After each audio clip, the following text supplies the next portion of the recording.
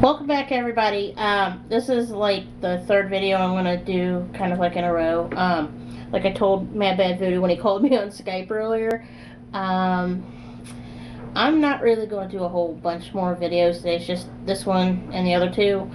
Unless I think of something in the meantime, no, I'm not planning on doing any more videos. It's just I happened to see these three articles and I felt like sharing.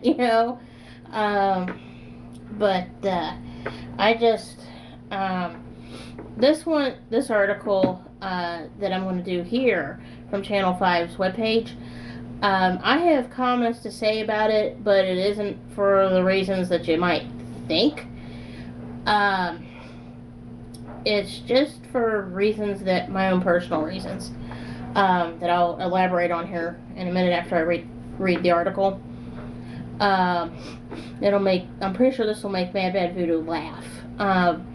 Just because this involves somebody from Ohio. And Madbadvoodoo's from Ohio.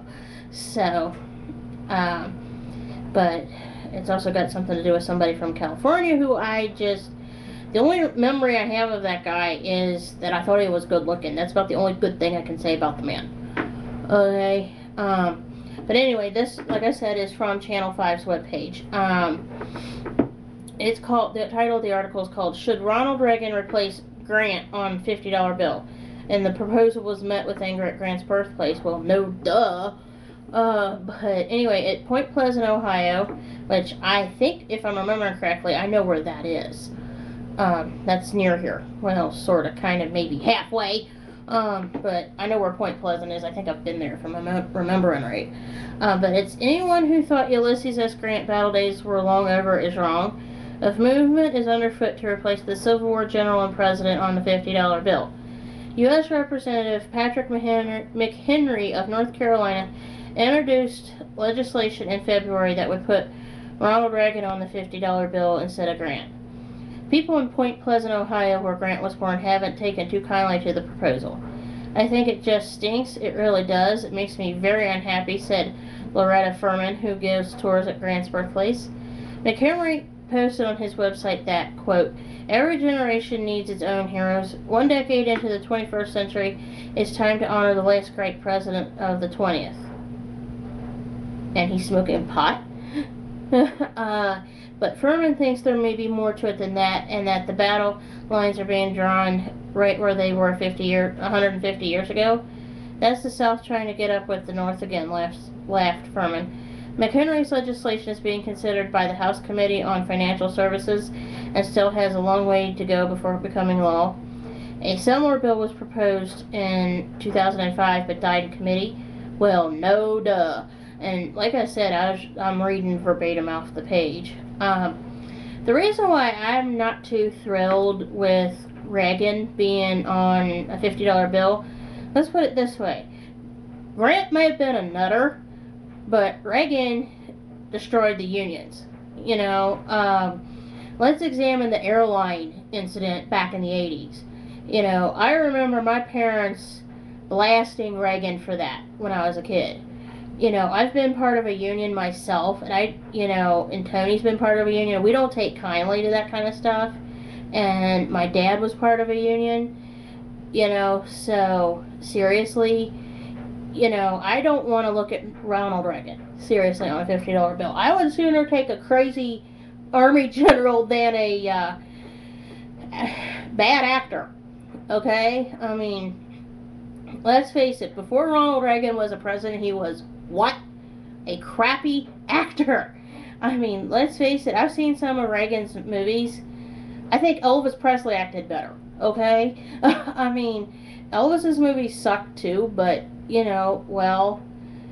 it comes to suckedness, Reagan's movies sucked worse. I mean, at least Elvis could sing. I mean, that was like one good thing about it. But let's just say, like I said before, Reagan isn't one of my favorite people. Or was. I mean, I remember him growing up, and like I said, I remember being about 4 and remember him getting inaugurated.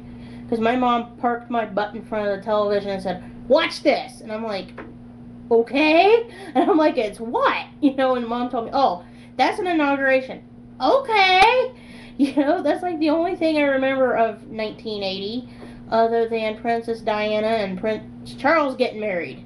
I mean, seriously. I mean, that's telling my age, but I thought Princess Diana was beautiful.